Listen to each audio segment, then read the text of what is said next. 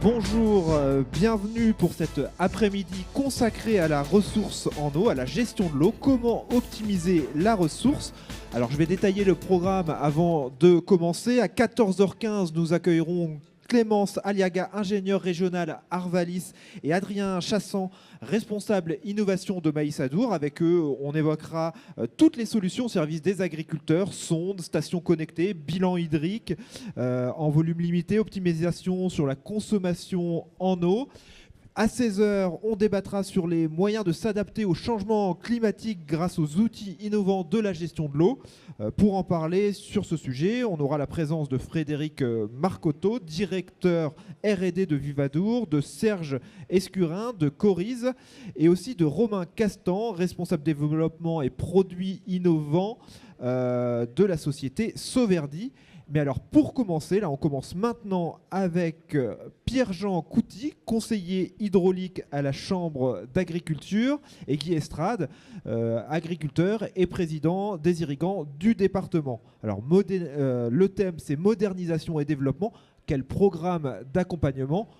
Pour commencer, Pierre-Jean, est-ce que déjà vous pouvez faire un petit point sur ce qui se passe, comment ça évolue, comment ça avance dans le département sur ces questions d'accompagnement des agriculteurs? Bonjour à tous. Effectivement, alors avant de commencer à ces questions-là, juste pour présenter un petit peu quand même le contexte de l'irrigation en Nouvelle-Aquitaine. Donc on est sur un vaste territoire avec 12 départements, 8,4 millions d'hectares représente ces 12 départements, et on a une pluviométrie annuelle qui représente quand même 80 milliards de mètres cubes, ce qui fait la région Nouvelle-Aquitaine la région la plus arrosée de France.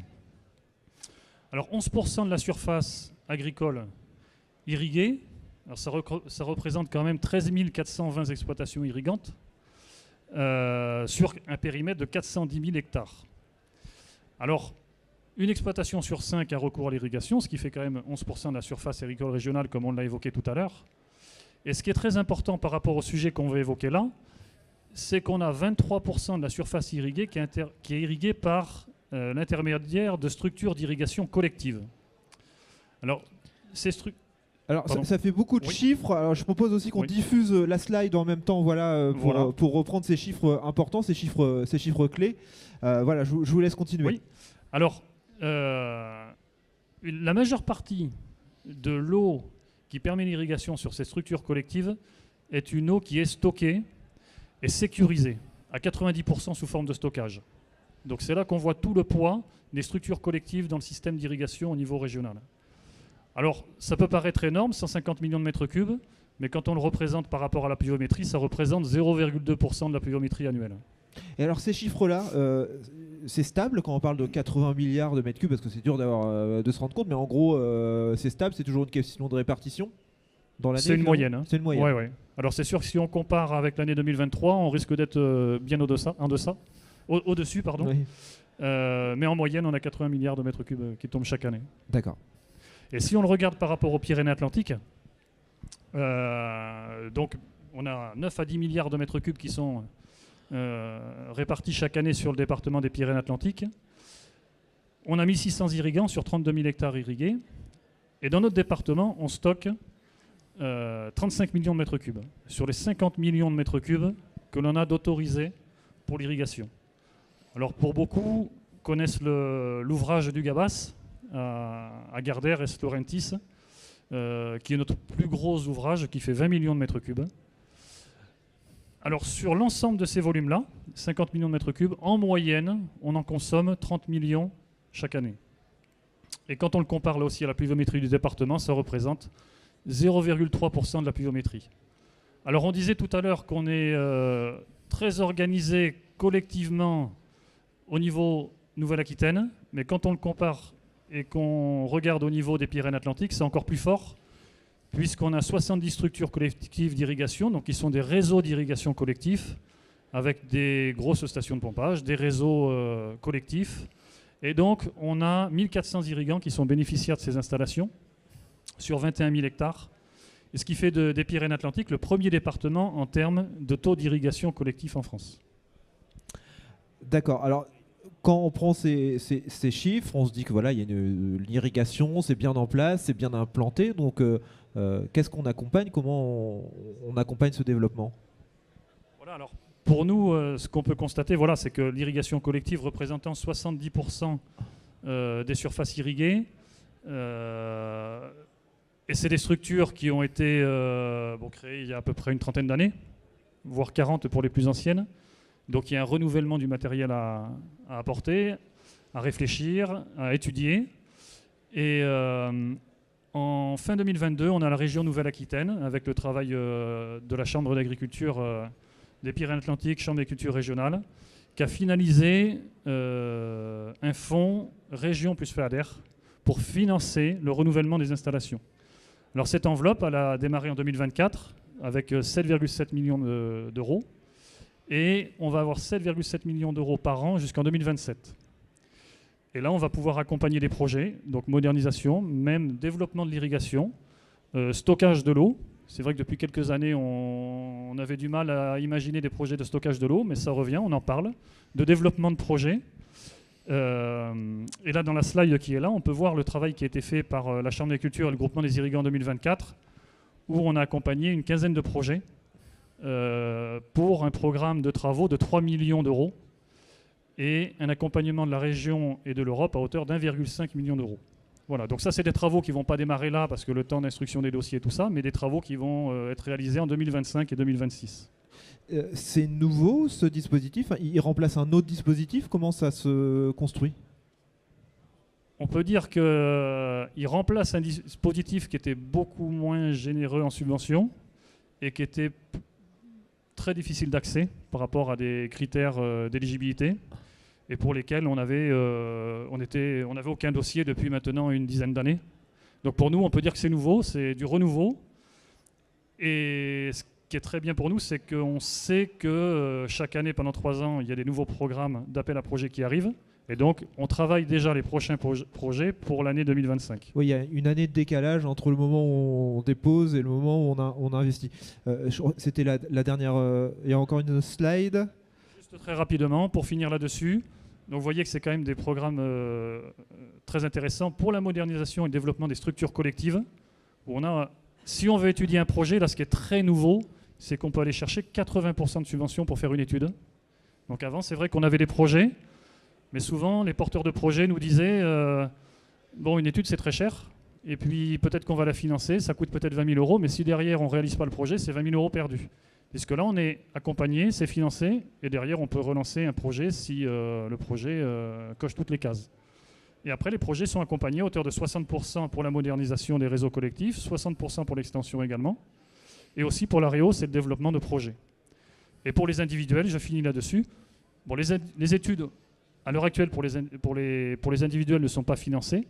Par contre, les projets de développement de réseau et de réhausse et de développement de plans d'eau sont accompagnés à 55, voire 60% dans le cadre des JA.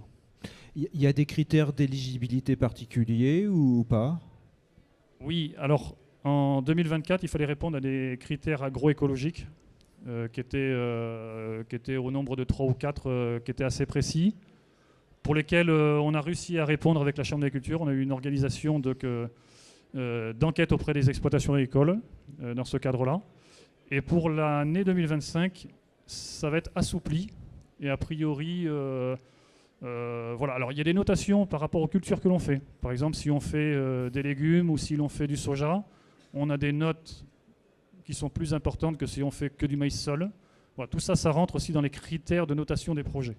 Voilà. Mais comme l'enveloppe est conséquente, j'ai envie de dire au jour d'aujourd'hui, même si notre projet est mal noté, il y a de fortes chances qu'il soit retenu parce que l'enveloppe n'est pas consommée.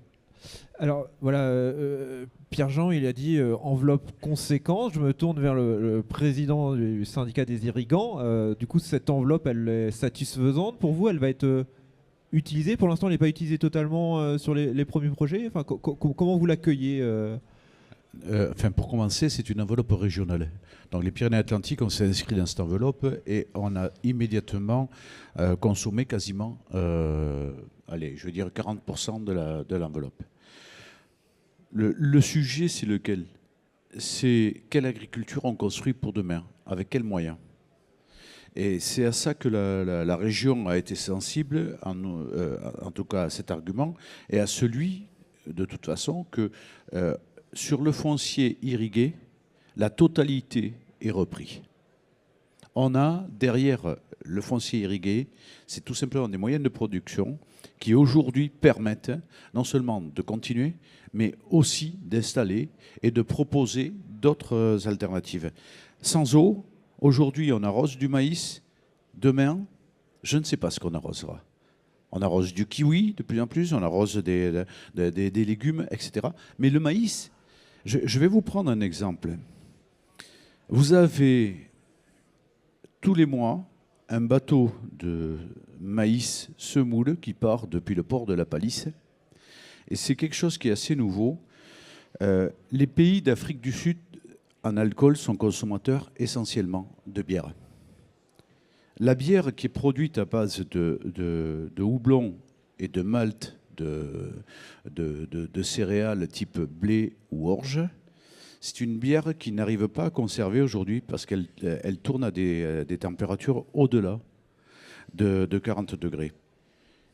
Hebdomadairement, mensuellement, il y a un bateau qui part avec des maïs spéciaux type semoule pour permettre de faire de la bière parce que tout simplement, on va aller avec des mous qui vont tenir jusqu'à plus de 50 degrés. Donc, ce qui est vrai aujourd'hui, en tout cas, pourra être un schéma qui va évoluer et demain sera fait d'opportunités que certains territoires sauront saisir. La question de fond, c'est comment on peut se saisir d'opportunités si on n'a pas les moyens de production adéquats.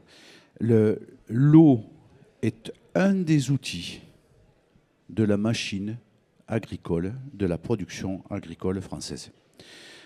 L'eau, dans toute sa maîtrise, on voit bien que quand on est sur une plante comme le maïs, qui est souvent décriée, on est sur une plante qui, exactement comme l'élevage est adapté aux zones de coteaux et au piémont, le maïs est adapté à ces sols particuliers qui sont des sols acides, qui sont à des sols qui aujourd'hui répondent, et puis on a des infrastructures présentes qui permettent d'avoir toute une économie. Donc l'eau est un outil d'accompagnement, exactement, un outil d'accompagnement de la production, exactement comme le bâtiment est un outil d'accompagnement de la production et de l'élevage. C'est comme ça, en tout cas, que la région l'a reçu, et c'est en cela que la région a fléché des financements, en complément des financements européens, pour accompagner ces projets de modernisation. Modernisation, ça veut dire également économie d'eau et économie d'énergie. Parce que dès lors que l'on a des installations qui ont une quarantaine d'années, on se retrouve avec des pompes et des coûts qui sont des pompes et des systèmes très énergivores.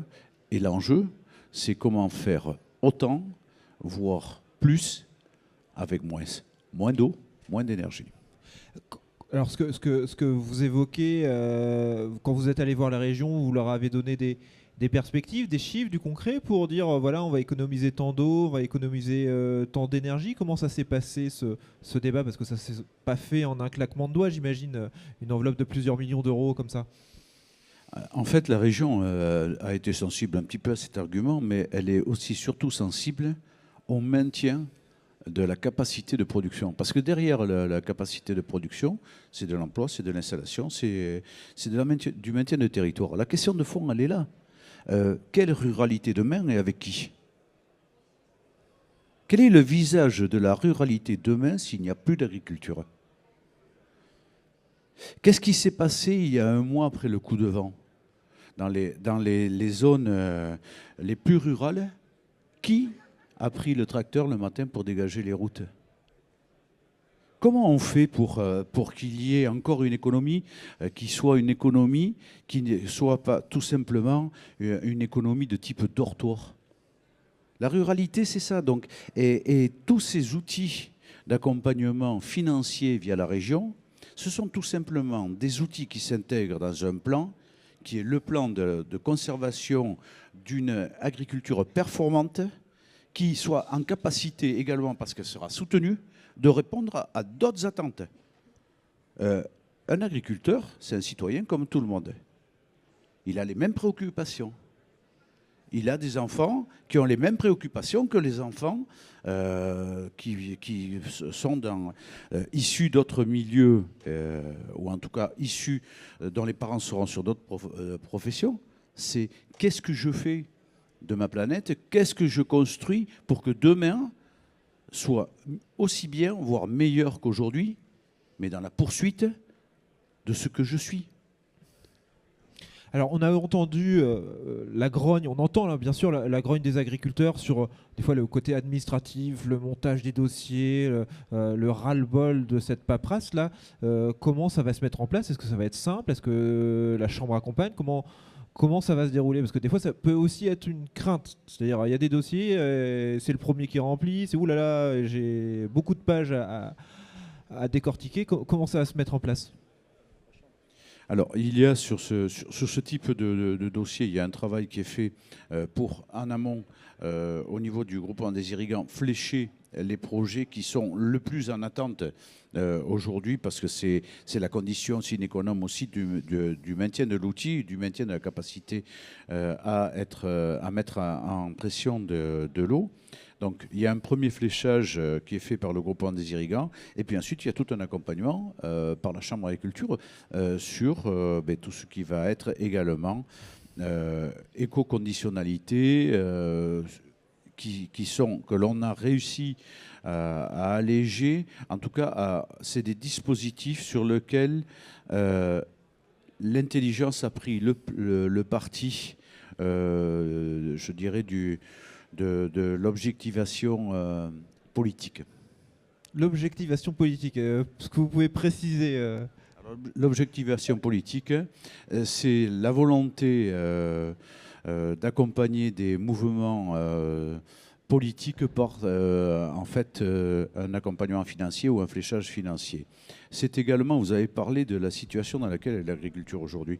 Bon, l'agriculture demande à avoir un assouplissement des contraintes administratives, mais elle demande surtout à ne pas être en permanence suradministrée, protégée, je dirais, sur un certain nombre de normes. On a des normes qui sont aujourd'hui des normes européennes, et la France rajoute systématiquement un certain nombre de normes. Et bien dans la préparation d'un dossier de financement, on a des normes financières pour obtenir des accompagnements financiers européens ou nationaux qui sont en France nettement plus contraignants qui ne seront en Espagne ou qui ne seront dans les autres pays européens. Donc ce que l'on demande aujourd'hui, c'est de pouvoir travailler dans un État qui n'est pas un État que français, puisque la France fait partie d'un ensemble qui s'appelle l'Europe, mais que l'on ait les mêmes règles que l'agriculteur européen qui désire monter un projet, qu'il soit espagnol, italien ou polonais. Pierre-Jean, par rapport à cette question de montage de dossier, est-ce que voilà, il y en a qui ont alors j'ai lu 15 projets accompagnés pour 3 millions d'euros. Alors, est-ce que vous pouvez donner des exemples? Comment ça s'est mis en place? Qu'est-ce qui a été financé, par exemple? Voilà, qu'est-ce qui marche le mieux? Alors, déjà, quand cet appel à projet est sorti, c'était fin mai 2024. On avait 3 mois, juin, juillet, août, pour déposer les dossiers. Alors, ça paraît long, mais en fait, c'est très très court parce qu'il faut déjà étudier techniquement les dossiers. Il faut monter les dossiers, il faut les faire valider par tous ces groupements d'agriculteurs, donc faire plusieurs réunions, etc. Donc le timing était très court. Donc on n'a pas cette année démarché les agriculteurs et les ASA pour leur demander s'ils avaient des projets. On est allé directement sur les projets qu'on avait déjà fléchés et étudiés depuis plusieurs années et qu'on avait dans les cartons, faute de subventions et de financement intéressants. Donc c'est cela qu'on est allé chercher et par contre qu'on a accompagné de A à Z jusqu'au dépôt du dossier. Et effectivement, c'est les équipes de la Chambre d'agriculture et du groupement des irrigants qui ont permis de déposer ces dossiers. Parce que c'est vrai qu'on parle ici en disant on a déposé 3 millions d'euros de dossiers, mais le schéma administratif est quand même encore très très complexe. Mais voilà, on a eu un accompagnement adapté. Si aussi par rapport à tous les... on a dû faire près de 80 ou 90 accompagnements sur des diagnostics d'exploitation, parce que tout à l'heure vous m'avez demandé est-ce qu'il y a des contreparties. Voilà, donc il a fallu quelques contreparties et quelques diagnostics d'exploitation sur tout ce qui est agroécologie. Donc ça a été fait, mais dans un temps très court et en plus en plein été. Et voilà, donc par contre, pour 2025, on sait que ça va sortir au printemps. Donc on a commencé à étudier de nouveaux projets. Et demain, on fait une communication auprès de tous nos irrigants qu'on a invités donc, au stand de la Chambre d'agriculture à midi pour échanger avec eux de ces nouvelles modalités de financement et qu'on commence à travailler pour être prêt au printemps, quoi. Donc là, vous allez lancer pour être sollicité, quoi. C'est ça la prochaine étape. Tout à fait, oui, oui. Et alors, voilà, vous avez évoqué un projet que vous aviez dans les cartons. C'était quoi? Est-ce que vous pouvez nous expliquer comment ça s'est mis en place? Alors, ces projets, c'était principalement de la modernisation de stations d'irrigation. On a eu aussi, alors ça, voilà, la plupart des 15 projets, c'est des ASA que l'on va moderniser. Les ASA, c'est des associations syndicales autorisées d'irrigation, c'est des collectifs. On va moderniser les stations de pompage, une partie des réseaux pour certains. Mais on a aussi des projets d'études, et notamment sur la partie Saint-Palais, où on va étudier des rehausses de plans d'eau existants pour stocker plus. Et on a également des études pour certaines ASA qui sont les plus grosses ASA du département, pour lesquelles on voudrait moderniser les installations. Mais là, c'est des études qui durent environ 1 an. Donc on a lancé les études dans un premier temps pour après inscrire des travaux dans les prochains programmes qui arriveront. Alors pas 2025 parce que les études ne seront pas finalisées, mais 2026. Alors, pour le grand public, voilà, les subventions, effectivement, c'est utiliser mieux l'eau. Là, les rehausses, c'est stocker plus. Ça a été accueilli de la même manière. Il n'y a pas eu de problématique non plus politique sur ce côté. Vous voyez, il y a 2 dimensions. Il y a la dimension j'utilise mieux l'eau et il y a la dimension qui, des fois, dans le grand public, peut être plus compliquée à comprendre, c'est-à-dire ils vont stocker plus. Il y a une chose qui est très très simple. Sur tous les ouvrages de stockage d'eau, entre le 20% et 50% des volumes stockés sont destinés à d'autres usages que l'irrigation. Dilution des stations d'épuration, soutien d'étiage. Il n'y a aucun modèle économique autre qui est financé par l'activité économique d'une seule catégorie pour l'ensemble d'une population ou d'un territoire. Et c'est un sujet de fond. Le sujet de fond, c'est le jour où on arrête l'irrigation sur certaines zones, qui est en capacité de gérer le soutien d'étiage, de gérer les lâchers d'eau, de financer l'entretien des ouvrages, de financer tout ce qui est directive de sécurité, leur maintien. Ça, on ne connaît pas. Vous ne payez, aucun citoyen français ne paye dans sa taxe d'assainissement 1 centime pour ce type de fonctionnement. Donc la question de fond, c'est celle-là. C'est jusqu'où on va pouvoir presser le citron avant qu'il n'explose. Parce que si le citron explose, c'est pas compliqué.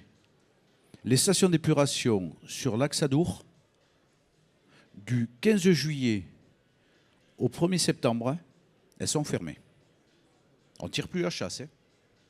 C'est fini. Ça, c'est un discours qui est peut-être qui est peu habituel, mais qui est un discours réel. Il y a des endroits, on peut avoir tous des attentes des autres citoyens, mais on doit tous avoir quand même une responsabilité collective et la connaissance des risques que l'on fait prendre à tout un système hydrographe dès lors que l'on bouge certaines lignes. Donc le fond du sujet sur l'eau, c'est celui-là. Et on parle bien de quoi? On parle de 0,5% de l'eau. Et dernier point, l'eau n'est jamais volée.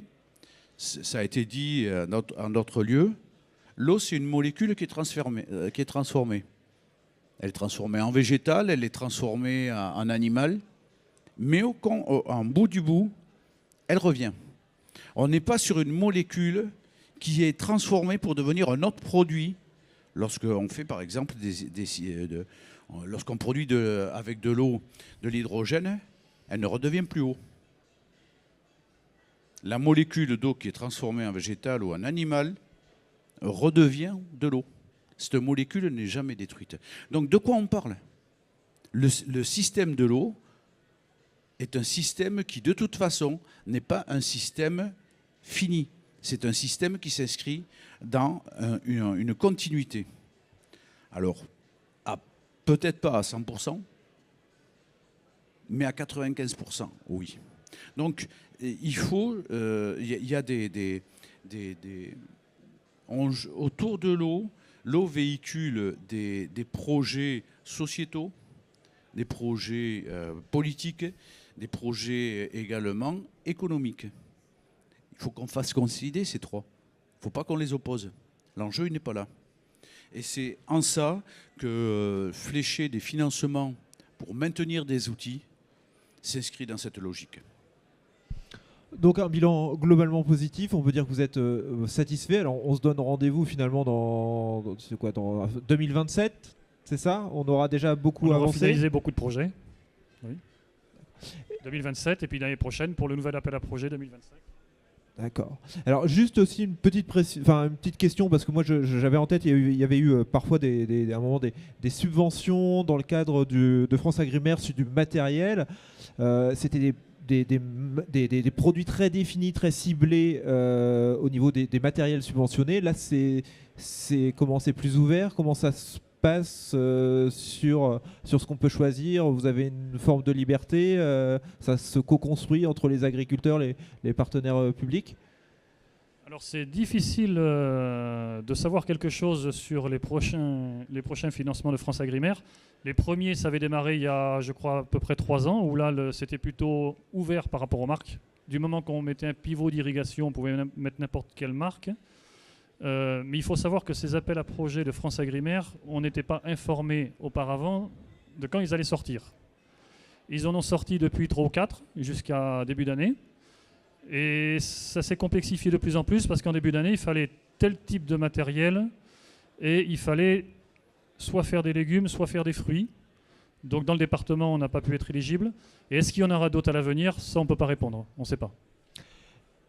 Juste, ce que je rajouterais, c'est que quand une subvention arrive pour financer un projet, elle va aller où?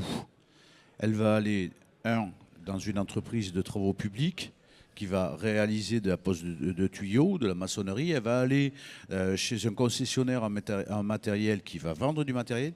Mais globalement, elle va aller permettre à toute une économie, parce que derrière le chauffeur de l'appel, il y a un salaire, il y a une activité. Elle finance de l'économie. C'est bien de ça dont on parle. Et quand la région accompagne des projets pour des agriculteurs individuels ou collectifs, parce que ça s'adresse à ça, ben c'est exactement comme quand vous avez la prime Rénov' qui permet à un accédant, à un propriétaire, de réaliser des travaux chez lui. Ces travaux, bien sûr, sont pour son confort, sont pour son projet, mais ils vont surtout permettre à une économie locale et territoriale de continuer. Il faut bien comprendre que l'enjeu, c'est bien celui-là. C'est comment aller plus loin, faire plus ensemble et en respectant tant soit peu les attentes également des financeurs. La région bénéficie d'un dispositif qui s'appelle les aides d'État, qui ont tous les crédits État-région, qui permettent en fait d'accompagner un effort financier qui existe dans tous les autres pays européens. Eh bien, merci beaucoup. Alors je regarde quand même dans la salle, est-ce qu'il y aurait des questions? Je vois pas de questions. Pas de questions. Eh bien, écoutez, on va conclure. En tout cas, on retiendra. Merci à tous les deux, en tous les cas, d'avoir participé. Merci Pierre-Jean, merci Guy Estrade. Et puis on retiendra cette dimension collective, ce dynamisme du territoire permis par ce dossier de subvention. Et voilà, ça va bien au-delà de l'agriculture. Merci beaucoup à tous les deux.